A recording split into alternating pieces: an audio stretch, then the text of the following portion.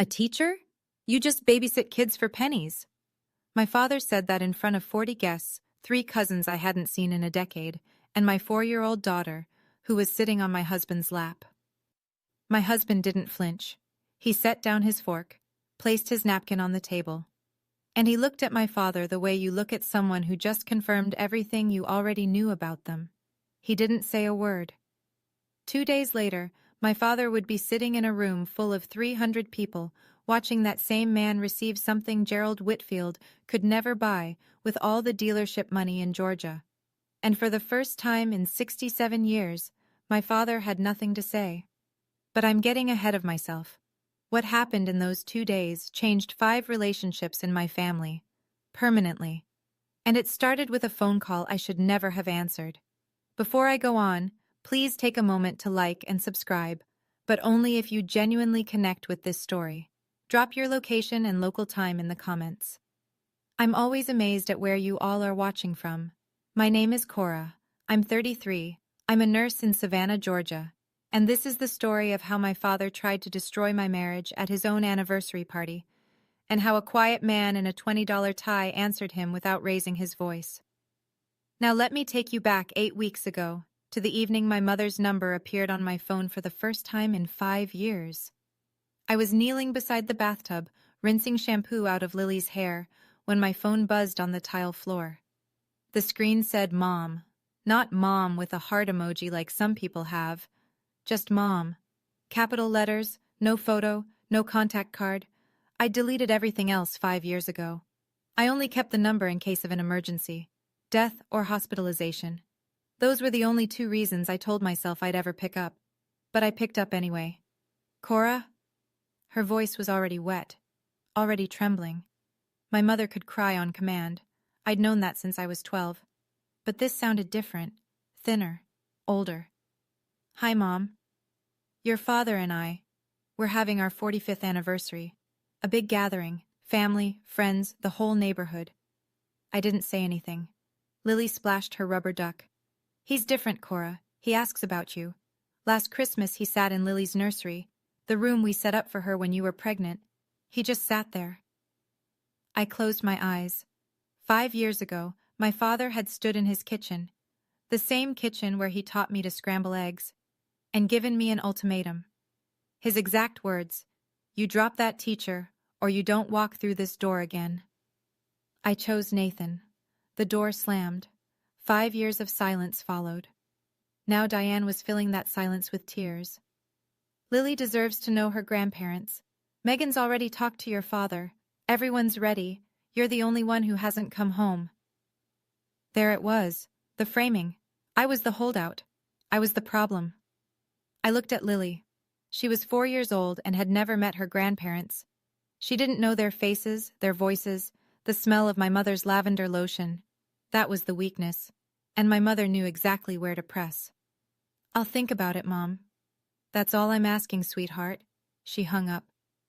Lily looked at me. Who was that, Mommy? I didn't answer right away. Nathan was at the kitchen table grading essays when I came downstairs. Red pen in one hand, mug of cold coffee in the other. He had a stack of 11th grade papers on the Reconstruction era, and he was circling a paragraph with the kind of care most people reserve for legal contracts. My mom called, I said. He didn't look up right away.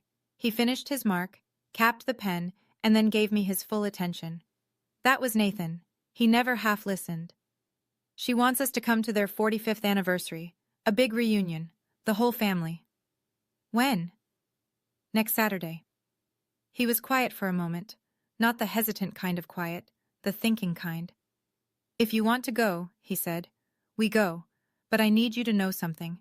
I'm not going to pretend to be someone I'm not. I'd never ask you to. I know, I'm just saying it out loud. I sat across from him.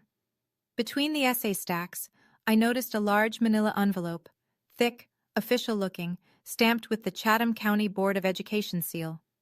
It was already opened, the letter halfway pulled out, then tucked back in like he'd read it and set it aside. What's that? I asked. Nathan glanced at it, slid it under a pile of papers. Nothing urgent, school stuff. I let it go. I had bigger things on my mind. Lily's never met them. I said. Not once. She's 4, Nathan. She doesn't even know what a grandparent is. He reached across the table and took my hand. Then let's give her the chance. That's reason enough.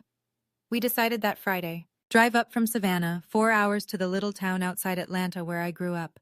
Stay the weekend. Come back Sunday or Monday. I didn't ask about that envelope. I wish I had. It would have saved me 2 days of thinking my husband didn't care about what my father said to him. The drive took 4 hours and 12 minutes. I know because Lily asked, "Are we there yet?" Exactly 17 times, and I counted every one. My parents' house hadn't changed. Ranch style, red brick, wide front lawn, American flag on the porch post. The same azalea bushes my mother planted when I was in middle school. The same cracked driveway where I learned to ride a bike. Everything frozen in place, like the house had been holding its breath for 5 years, waiting. My mother was at the door before we even parked. She came down the steps fast. Too fast for a 65-year-old woman who claimed her knees were giving out, and wrapped her arms around me. She smelled like lavender and hairspray. She held on for a long time, crying into my shoulder. "Oh, Cora. Oh, my girl." My father stood behind her in the doorway. He was wearing his good khakis and a polo shirt, his version of dressing up. He looked older, thinner in the shoulders. He nodded at Nathan, then extended his hand. Nathan shook it. The handshake lasted maybe 2 seconds. Then Gerald saw Lily. He crouched down, slowly, knees cracking, and opened his arms. "Well, who is this pretty little lady?" Lily looked up at me. I nodded. She walked to him. He picked her up and she giggled, and something inside me softened against my will. Inside, Diane had set out sweet tea and pound cake. The house smelled like lemon cleaner and pot roast. Normal. Safe. Almost. But in the living room, I noticed something. An extra place setting. A chair with a new cushion, a glass of water already poured, positioned right next to where I'd be sitting. "Who's that for?" I asked. Diane's eyes flickered. "Oh, a family friend is stopping by tomorrow." She changed the subject fast. Too fast. That empty chair. I should have paid more attention to it. Friday night. Just the 6 of us. Gerald, Diane, Megan, Nathan, Lily, and me. A small dinner before the big event. Pot roast, mashed potatoes, green beans from a can. The meal my mother had made every Friday since 1985. For the first 20 minutes it almost felt normal. Megan asked about Lily's preschool. Diane fussed over everyone's plates. Gerald carved the roast with the same serrated knife he'd had since I was born. Then he started. "So, Nathan." He didn't look up from his plate. "Still teaching?" The way he said still, like it was a chronic condition. Like Nathan had been diagnosed with something, and everyone was just waiting for the remission. "Yes, sir. 11th grade American history. I also coach the debate team." Gerald chewed, swallowed, wiped his mouth. "You know who I ran into last month? Travis Keller? You remember Travis, Cora?" I felt my spine stiffen. Vaguely. "Good kid. Just opened his 3rd dealership, BMW. He's not even 40 yet." Gerald was looking at Nathan when he said it, not at me, at Nathan. That's ambition. The table went quiet for a half-beat. Megan reached for the bread basket and said, "This pot roast is amazing, Mom." God bless her for trying. Under the table I found Nathan's hand. He squeezed mine once. Calm, steady. Gerald wasn't done. "No offense, son. I just worry about my daughter's future. Teachers don't exactly retire rich." Nathan's jaw tightened. Barely, just a flicker. Then it was gone. "We're doing fine, Gerald. Thank you." "Fine," Gerald repeated, like the word tasted sour.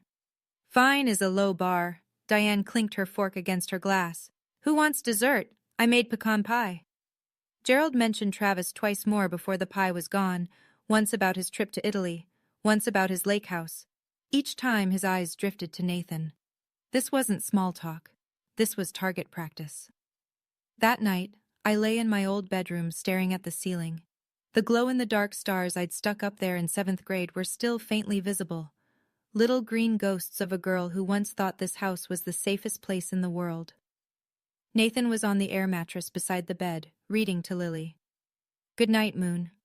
She was almost asleep, her small fingers wrapped around his index finger. He did the voices, the quiet old lady whispering, "Hush," and Lily's eyes fluttered shut. He set the book down and looked at me. Neither of us spoke. We didn't need to. I stared at those ceiling stars and thought about what silence would cost. If I said nothing, if I smiled through the weekend and drove home and called it peace, what would Lily learn? That a man can be belittled at a dinner table and the people who love him just pass the bread? That being a good person means being a quiet target? 5 years ago, Gerald had told his golf buddies that Nathan would never buy Cora a real house. He said it at a 4th of July barbecue, loud enough for 3 tables to hear. Nathan had been standing 6 feet away, holding a plate of corn on the cob. He didn't say anything then either. Not because he was weak. Because he didn't think a man who measured everything in square footage was worth the argument. I left that night, packed my bag, drove to Savannah, and didn't come back. Until now. The stakes were simple and impossible. If I stayed silent, I lost my self-respect. If I spoke up too early, I lost Lily's chance at having grandparents. Both options hurt, and Gerald was counting on that. I didn't come back to fight. I came back because Lily deserves a family. But lying in that dark room, listening to my daughter breathe, I was starting to realize something. Not every family deserves Lily. Saturday morning. The house was chaos before 8. Diane had hired a catering company, 2 women in black aprons setting up chafing dishes on the back porch. A long, folding table stretched across the yard, draped in white cloth. At the head of the driveway, a hand-painted banner read, "Whitfield family, 45 years. Gerald was in the backyard directing traffic like a general. Move that table 6 inches left. No, the good chairs go in front. Where are the name cards? Name cards. At a family barbecue." I found him arranging place settings and asked, "Dad, how many people are coming?" "About 40, maybe 45. "And you invited the Kellers?" He didn't look up. "Travis is coming, yes. He's doing real well, Cora. You should catch up." I let a beat pass. "Did you invite Travis because of me?" He laughed, short, dismissive. "Don't flatter yourself. He's a family friend." Family friend. Travis Keller had been to our house exactly twice before I left. Both times at Gerald's invitation, both times seated next to me, both times after Gerald had loudly announced Travis's latest financial achievement. Family friend was a generous description. Megan found me in the kitchen 10 minutes later. She pulled me into the pantry, between the canned peaches and the bulk rice, and whispered, "Dad's been talking about Travis all week. He called him 2 days ago to confirm. Be careful." "Careful how?" She bit her lip. "He put Travis's name card next to your seat. I moved it. He put it back." My stomach dropped. Then Megan said something else, almost as an afterthought. "Oh, someone from Nathan's school called the house last week, asked if Nathan was going to some ceremony on Monday. I didn't catch the details. I told them he was traveling." I didn't connect it. Not yet. I should have. The first guests arrived at noon. By 1 o'clock, the backyard was full. Aunts and uncles I hadn't seen since my 20s. Second cousins whose names I'd forgotten. Neighbors who still called me Little Cora, even though I was 33 with a nursing degree and a child. Country music drifted from a Bluetooth speaker on the porch railing. Kids chased each other across the lawn. Diane floated between tables, refilling sweet tea and accepting compliments on the hydrangeas. And then a red BMW pulled into the driveway. Travis Keller stepped out like he was arriving at a magazine shoot. Navy blazer, no tie, loafers with no socks. He was 36 and looked it, in the way that money makes you look, tanned, groomed, confident. Gerald crossed the yard in 4 strides. He shook Travis's hand with both of his. I watched from the porch. My father hadn't greeted Nathan with half that warmth. "Cora!" Gerald called. "Come say hello." I walked over with Nathan beside me. Lily was on Nathan's hip, picking at a flower she'd pulled from the garden. "Cora, you remember Travis? He just got back from a trip to Italy. Tell her, Travis." Travis smiled. Polite, rehearsed. "The Amalfi Coast. Incredible." "And this is Nathan," Gerald said. He paused before the word. "Cora's husband." The pause was a scalpel, small and precise. Everyone heard it. Travis extended his hand. Nathan shifted Lily to his other hip and shook it. Good to meet you, Nathan said. Likewise, Gerald clapped Travis on the shoulder. Travis, tell them about the new showroom. Just opened in Buckhead, 12,000 square feet. See? Gerald beamed at the table. That's ambition. Nathan said nothing. He adjusted Lily's sandal strap and kissed the top of her head. My father was performing, and we were all supposed to be his audience. The insult came during the main course. Gerald stood at the head of the table, tapping his glass with a butter knife. 40-something people turned to look. He thanked everyone for coming. He thanked Diane for 45 years. He thanked God, the caterer, the weather. He was good at this, the public performance of a family man. Then he turned to our end of the table. His eyes landed on Nathan like a searchlight. Nathan, why don't you tell everyone what you do? It wasn't a question. It was a setup. I could feel it the way you feel thunder before you hear it. Nathan set his fork down gently. I'm a high school history teacher, in Savannah. Gerald tilted his head. Let the silence cook for a beat. A teacher? He let out a half laugh. Not quite a sneer, not quite a joke.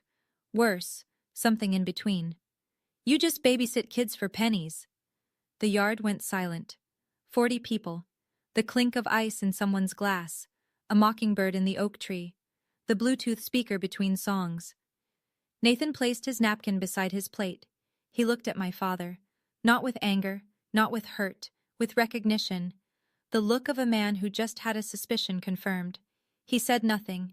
Lily was on his lap. She looked up at him with her big brown eyes. Daddy, why is Grandpa laughing? My chest cracked open. Right there at the table, something broke that I didn't know could still break. Not because of what Gerald said to Nathan. Nathan could handle Gerald. But Lily heard it. My 4-year-old heard her grandfather call her father worthless, and she didn't understand why the adults were frozen, and she didn't understand the silence, and she asked the only honest question anyone at that table had the courage to ask. That was my limit. 3 seconds of silence, maybe 4. It felt like 30. Aunt Ruth looked down at her potato salad like it held the secret to time travel. Uncle Jim cleared his throat. Diane reached for her glass and missed it by an inch. I opened my mouth. My voice came out steadier than I expected.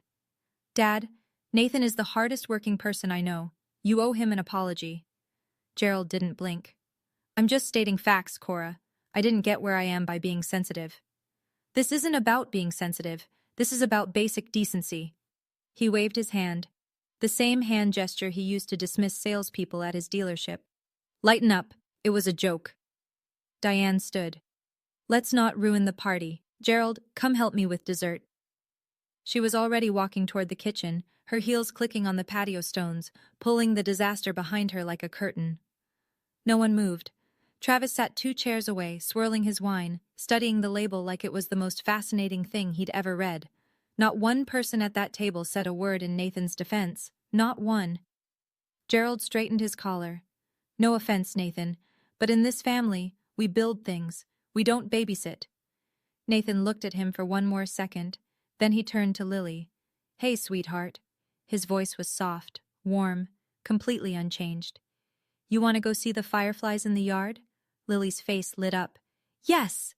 He lifted her off his lap, took her hand, and they walked across the lawn together, past the banner that read Whitfield Family. 45 years. Past the catering table, past the 40 guests who watched them go and then turned back to their plates as if nothing had happened. That was the moment I realized this family didn't just fail to protect us. They participated. I wanted to leave that night. I told Nathan while Lily slept between us on the air mattress, her small chest rising and falling like a metronome. My voice was a whisper, but the anger wasn't. We're leaving tomorrow morning. First thing. I'm done. Nathan propped himself on his elbow. In the dark, I could only see the outline of his face. I need to ask you something, he said. Can we stay until Monday? I almost laughed. Monday? Why would you want to spend one more minute in this house? We won't be in this house. We'll be in Savannah.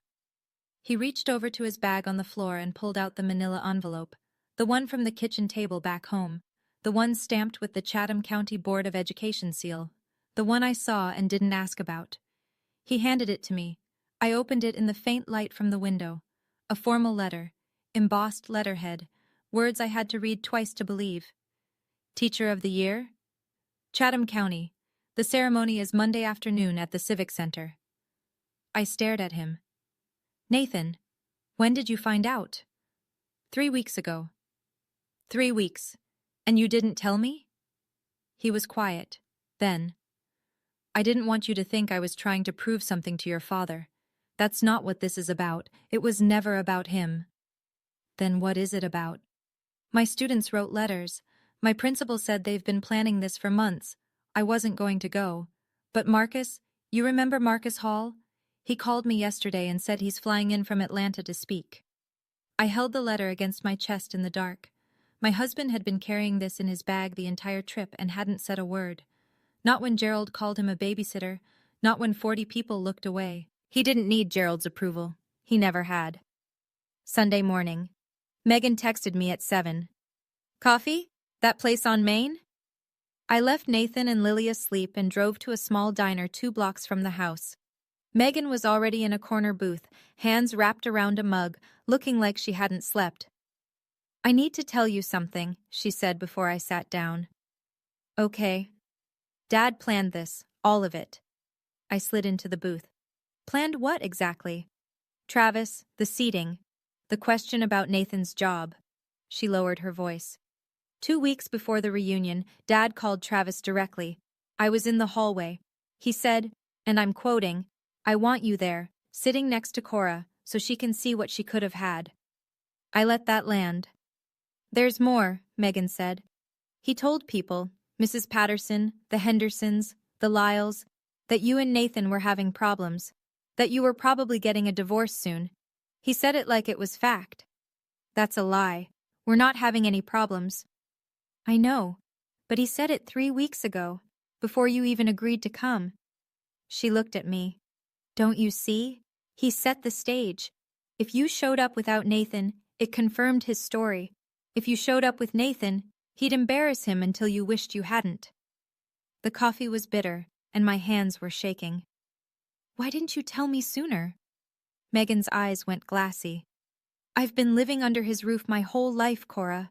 I didn't know how to say no to him. I still sleep in my childhood bedroom. I'm 37. She wiped her eyes with her napkin. I should have called you. I'm sorry. I reached across the table and held her hand. My sister. My complicated, complicit, frightened sister. For the first time, I saw her not as Gerald's ally, but as his other prisoner. This wasn't a reunion. It was a courtroom, and Nathan had been the defendant before he ever walked through the door. Okay, I need to pause the story for a second. Looking back on that Sunday morning at the coffee shop with Megan, that was the moment I realized this was never about Nathan's salary. It was never about money. It was about control. My father couldn't stand that I chose someone he didn't pick for me. He built an entire evening around punishing me for it. So let me ask you, why do you think Gerald went to all that trouble? The seating chart, Travis? The lie about my marriage? Drop your answer in the comments. I genuinely want to know what you think his real motivation was. All right, let me get back to what happened next. I went back to the house after coffee with Megan. I thought about packing the car. I thought about it hard. But Sunday brunch was already underway. About 15 people, the overnight relatives, a few neighbors who wandered back, gathered around the dining room table. Scrambled eggs, biscuits, grits, and Gerald at the head, holding court. Nathan was helping Lily cut her pancake into triangles. He was wearing the same calm expression he wore in his classroom. Steady, present, unreachable. Gerald was talking to Uncle Jim, but his voice carried. It was meant to. You know what teachers make in Georgia? 45, 50 grand if they're lucky. My receptionist made more than that, and she only worked 4 days a week. A few people chuckled. The polite kind. The kind that said, I don't want to be involved, but I also don't want to be rude. Gerald turned to Nathan, smiled. The smile of a man twisting a knife and calling it a handshake. No hard feelings, right, Nathan? I just worry about my little girl. Nathan looked up from Lily's pancake. I appreciate your concern, Gerald. 4 words. Gerald's smile faltered. Just a crack. He wanted a fight. Nathan gave him nothing. So Gerald changed targets. He leaned toward Lily. My daughter, 4 years old. syrup on her chin. You know, sweetheart, if your daddy had a better job, you could have a bigger room. Grandpa could buy you the prettiest dollhouse in the whole world. Your daddy's boss doesn't pay him enough for one, does he? I heard the words hit the air like stones dropping into still water. Every ripple moved outward across the table. Megan froze with her fork halfway to her mouth. Diane reached for the jam. Uncle Jim studied his biscuit. And something inside me went very, very quiet.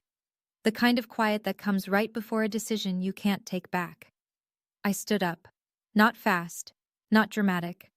I set my napkin beside my plate, pushed my chair back, and stood the way you stand when you've made a decision that's been building for 5 years and 3 seconds. Dad. He looked at me, still smiling, still performing. You will not talk to my daughter about her father that way. Not today, not ever. The smile dimmed. I'm just being honest, Cora. No, you're being cruel, and you're doing it in front of a 4-year-old. Diane's hand shot across the table toward mine. Cora, don't make a scene. Mom. I looked at her. A scene was made the second Dad decided to humiliate my husband at his own anniversary party. I just wasn't the one who made it. The room went tight. 15 people breathing shallow. Uncle Jim set down his fork. Aunt Ruth pressed her lips together and stared at the tablecloth. Then Megan did something I never expected. She stood up. She didn't say a word. She just pushed her chair back and walked around the table until she was standing beside me, shoulder to shoulder. It was a small thing, 6 steps and a change of position. But in this family, where geography at the table was politics, it was seismic. Gerald's face shifted. The performance cracked. You're choosing a teacher over your own family. His voice dropped low. Not shouting. Worse. Cold. Again. I looked at him. My father, 67 years old, standing at the head of his table in his own house, surrounded by people who were afraid to disagree with him. I'm choosing my family, I said. Nathan and Lily are my family. He held my gaze. I held his. You don't get to define my family's worth by the size of a paycheck. The silence after that sentence was the loudest sound in the room. Gerald's neck went red. It started below his collar and climbed like a vine. If you walk out that door, he said, don't come back. I almost smiled. Almost. Because he'd said those exact words to me 5 years ago, in this exact house, with that exact tone. And here we were, same script, same man, same threat. You said that 5 years ago, Dad. I survived. I turned to Nathan. He was already standing, Lily on his hip. Our bag was by the door. He'd packed it that morning, quietly, without being asked. Because Nathan always knew before I did when it was time to go. We walked to the front door, 15 people at the table, and not one of them moved. Not to stop us, not to follow, except Diane. She caught my arm in the hallway. Her mascara was running. Please don't go, he'll calm down. He doesn't need to calm down, Mom. I turned to face her. He needs to change, and you need to stop making excuses for him. She opened her mouth, closed it, opened it again. Nothing came out. Nathan buckled Lily into her car seat. I loaded the bag into the trunk. The Georgia sun was brutal and indifferent. Megan came through the front door, walking fast. She leaned into my open car window, eyes red, voice barely above a whisper. I'll call you tonight. I squeezed her hand through the window. Then I put the car in reverse. As we backed out of the driveway, I looked in the rearview mirror. Gerald was standing on the porch, arms crossed, jaw set. Diane was beside him, clutching a dish towel. Neither of them waved. Lily's voice came from the back seat, small, clear. Are we going home, Mommy? Nathan turned around and smiled at her. Not yet, Ladybug. Daddy has something to do tomorrow. I didn't know it yet, but tomorrow would be the day everything shifted. We drove to a motel 20 minutes from my parents' house. I didn't want to make the 4-hour drive to Savannah that night. Not upset, not in the dark with Lily in the back seat. We'd leave first thing Monday morning. Nathan didn't push. He carried Lily inside, tucked her into the stiff motel bed, and sat on the edge while she fell asleep with her stuffed elephant. Are you okay? I asked from the doorway. He looked at me. I'm better than okay.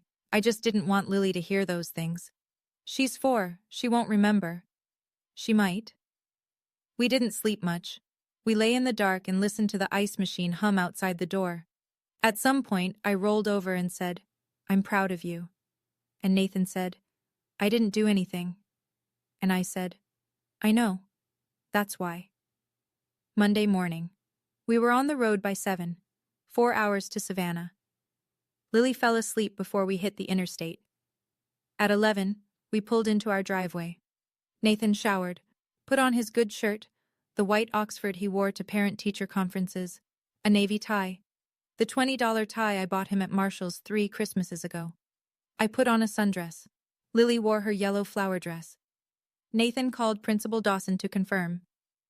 "Nathan, the auditorium is packed," Dawson said through the speakerphone. "Your students have been rehearsing their letters all weekend. Half the county is here." Nathan straightened his tie in the hallway mirror. His hands were steady. My phone buzzed, a text from Megan. "I told Dad there's an event in Savannah this afternoon, related to Nathan. I told him he should come. He's still at the hotel. He said yes." My heart hammered. He doesn't know what it is? No, he thinks it'll prove him right. I set the phone down. My hands were shaking, but not from fear.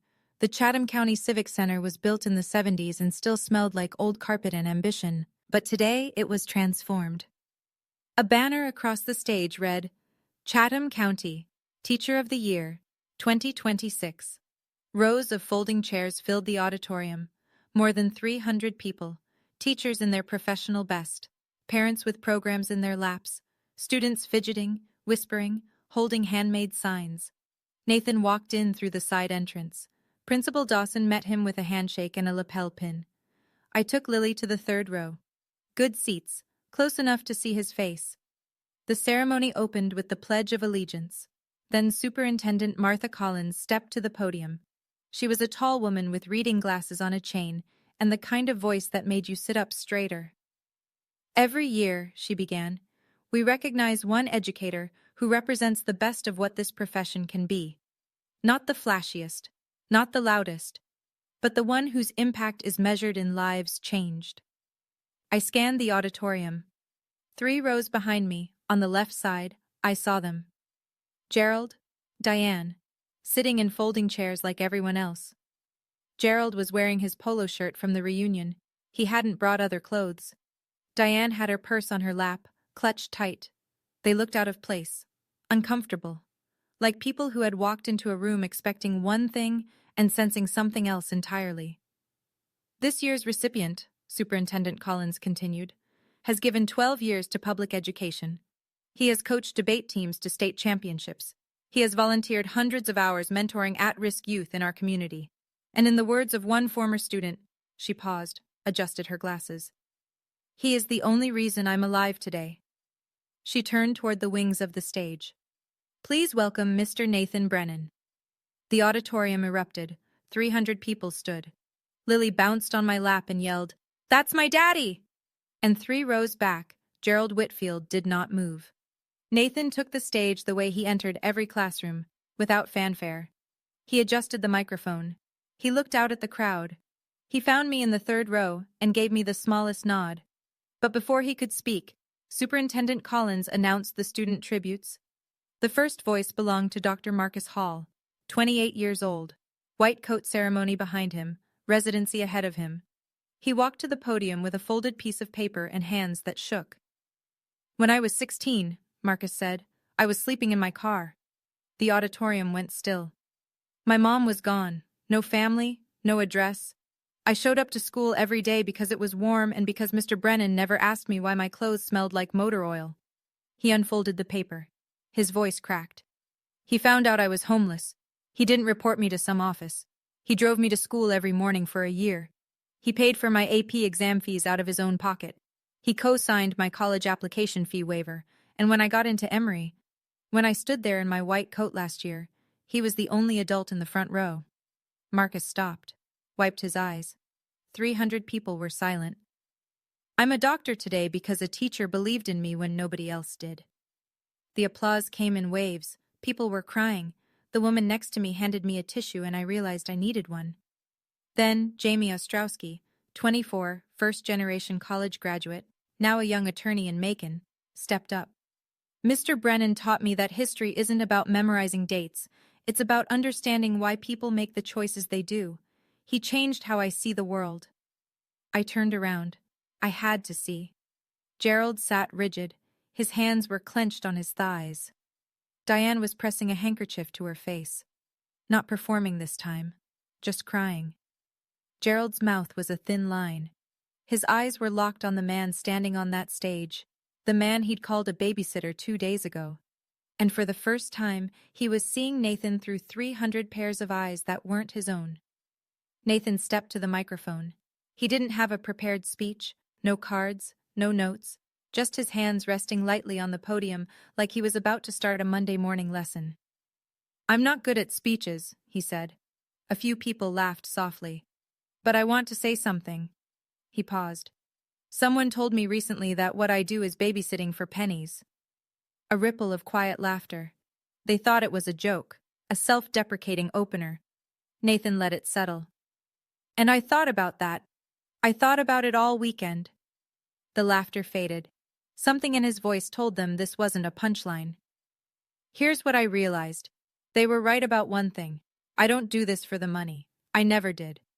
He looked at Marcus in the front row, at Jamie, at the 17-year-old kid with the homemade poster that said Mr. B changed my life. "I do this because a 16-year-old kid sleeping in his car deserves someone who showed up. I do this because every child in my classroom deserves to know that their potential isn't measured by their parents' bank account." He paused. The auditorium was so quiet I could hear the air conditioning hum. A teacher's pay doesn't define a teacher's worth, and neither does anyone's opinion. 300 people stood. The ovation rolled through the room like weather, starting in the back and sweeping forward until everyone was on their feet. Students, parents, teachers who knew exactly what Nathan meant because they lived it every day. Nathan looked down at us, at me, at Lily, who was clapping with her whole body, bouncing on my lap, yelling, "Yay, Daddy!" He smiled. Just for us. He didn't look at Gerald. He didn't need to. The message had already landed. The lobby afterward was a slow-moving river of handshakes and camera flashes. Nathan stood near the exit, surrounded by parents and students who wanted photos, signatures on programs, a chance to say thank you. He shook every hand. He remembered every name. I was holding Lily when I saw Gerald approach. He walked through the crowd like a man who'd forgotten how to use his legs. Diane was behind him, one hand on his elbow, guiding him. They stopped a few feet from Nathan, and Gerald waited, for the circle of well-wishers to thin. When it did, Gerald stepped forward. "Nathan." Nathan turned. His face was neutral, not cold, not warm, patient, the way he looked at a student who'd finally raised a hand. "I didn't know about all this," Gerald said. "You didn't ask." The words were simple. They carried no venom, but they landed like a closing argument. Gerald's jaw worked. He looked at the banner on the wall, at the programs littering the chairs, at the reporter from the Savannah Morning News who was interviewing Marcus Hall 3 feet away. He started and stopped. "Maybe I was out of line yesterday." Nathan looked at him.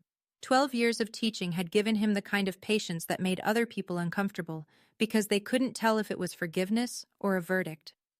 "You were out of line 5 years ago, Gerald. Yesterday was just a reminder." Gerald flinched. A small one. A twitch near his left eye that I'd only seen once before, the day he lost a dealership contract he thought was guaranteed. Nathan didn't wait for a response. He turned back to a student who was tugging his sleeve. Gerald stood in the middle of that lobby, 300 people flowing around him, and for the first time in his 67 years, he had absolutely nothing to say. I didn't feel triumph. I felt something quieter, something closer to grief. "I don't need you to be impressed," I thought. "I need you to be decent." Megan called me that night. It was after 9. Lily was asleep in her own bed for the first time in 4 days. Nathan was in the kitchen, washing dishes, humming something low. "He hasn't said a word," Megan said. "Not since we left the auditorium." "Nothing?" "Nothing. He sat in the hotel parking lot for 20 minutes before starting the engine. Just sat there, staring at the steering wheel. I've never seen him do that. Dad always has something to say. Always." I leaned against the kitchen doorframe and watched Nathan scrub a pot. On the drive back, Megan continued, he pulled into a gas station, got out, stood by the pump, and didn't pump gas. He just stood there, then he got back in. What about Mom? She's been crying, the real kind this time. She called your name twice in the car when she thought I wasn't listening. I closed my eyes. And then, Megan said, about an hour from home, Dad finally spoke. He said one thing. What? He said, that kid, the doctor. He called Nathan the only adult who showed up. I waited. That's it, Megan said. Then he went quiet again. I pressed my palm to my forehead. This was not the Gerald I knew. The Gerald I knew would have driven home, poured a bourbon, and crafted an argument for why the ceremony meant nothing. The Gerald I knew didn't go silent. It's not an apology, I said. No, it's not. But it's something. It's the most I've ever seen from him. We sat in the quiet for a moment. Two sisters on opposite ends of a phone line, trying to figure out if a 67-year-old man could bend without breaking. I've never seen Dad look small before, Megan said. He looked small tonight. I didn't know if that made me feel better or worse. The article ran Wednesday. Savannah Morning News. Local teacher named Chatham County Teacher of the Year. A full half page in the community section. Nathan's photo, the one they took on stage with the plaque. Marcus beside him, beaming. A pull quote in bold. I'm a doctor today because a teacher believed in me when nobody else did. The reporter had called Nathan on Tuesday for a follow-up.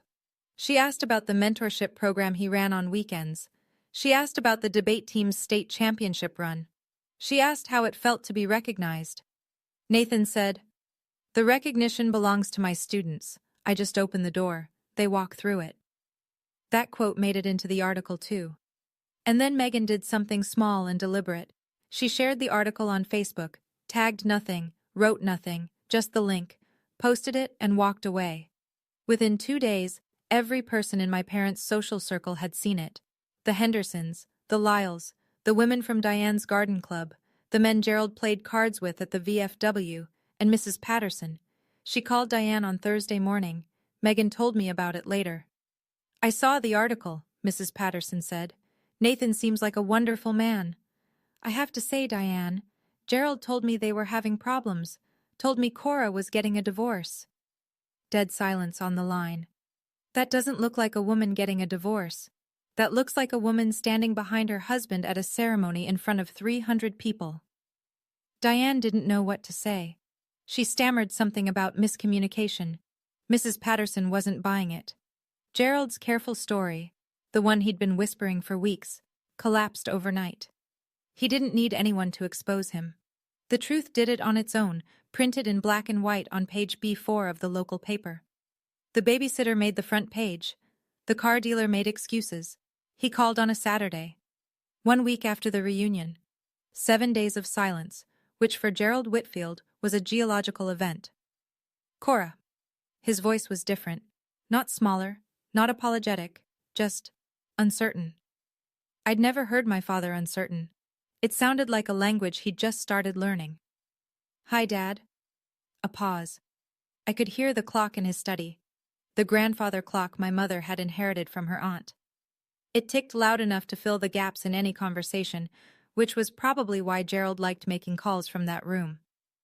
I'm not going to say I was wrong about everything, he cleared his throat, but I was wrong about that, about what I said at dinner. Which time, Dad? Saturday or Sunday? Or 5 years ago? He was quiet long enough for the clock to tick 9 times. I counted. All of them. I leaned against the kitchen counter. Nathan was in the living room reading to Lily. I could hear him doing the voice of the Gruffalo. I appreciate you saying that, I said. But words don't fix this. You talked about my husband like he was nothing, in front of your granddaughter. I know. You told your friends I was getting a divorce. I know. You invited Travis to sit next to me like you were casting a role. He didn't deny it. If you want a relationship with Lily, I said, it starts with respecting her father, not tolerating him, respecting him. I'll try. Trying isn't enough. I need you to actually do it. And if you can't, then we'll keep our distance. Lily won't grow up thinking it's okay to be treated the way you treated Nathan. The clock ticked. Gerald exhaled. Okay, Cora. Okay. I hung up. No tears, no hugging, no dramatic music. Just a line drawn in clear, calm language. A boundary that should have existed 5 years ago. Love without respect is just control with a nicer name. I want to step outside the story for a moment. When my father said, "I'll try," part of me wanted to believe him. But I've been here before. 5 years ago, my mother said things will be different. And nothing changed. The same patterns, the same control. So here's what I want to ask you. If you were in my position, what would you need Gerald to actually do? Not just say, to earn back your trust. I'm still figuring that out. Tell me in the comments. I read everyone. Okay, let me tell you what happened in the weeks that followed. 2 weeks later, Megan called me with news. I signed a lease. A lease? An apartment, in Savannah. A 1-bedroom near Forsyth Park. I move in Saturday. I sat down on the porch steps. My sister, who had lived under Gerald Whitfield's roof for 37 years, who had slept in her childhood bedroom through college and graduate school and 2 failed relationships, who had asked our father's permission to buy a car at age 34, had signed a lease on her own apartment. Meg. Watching you stand up to Dad. She paused. It made me realize I've been waiting for permission my whole life. From him, from Mom, from everyone, and nobody was ever going to give it to me. She moved that Saturday. Nathan and I helped carry boxes. Lily helped by sitting in an empty moving box and pretending it was a spaceship. Megan hung a print on her living room wall that night. It said, "Not my circus, not my monkeys." I laughed until I cried. As for Gerald and Diane, we set rules. Simple, non-negotiable. Every visit required both Nathan and me to agree. No surprises. Nathan's name would be spoken with respect. At the table, on the phone, in conversations with friends. If we heard otherwise, we'd hear about it and the visits would stop. Travis Keller would not be mentioned, invited, or referenced. Ever. Any violation meant no contact, no negotiation, no second chances. Gerald accepted the terms. I could hear it cost him. The way his breathing changed, the way he said fine like the word had thorns. But he accepted.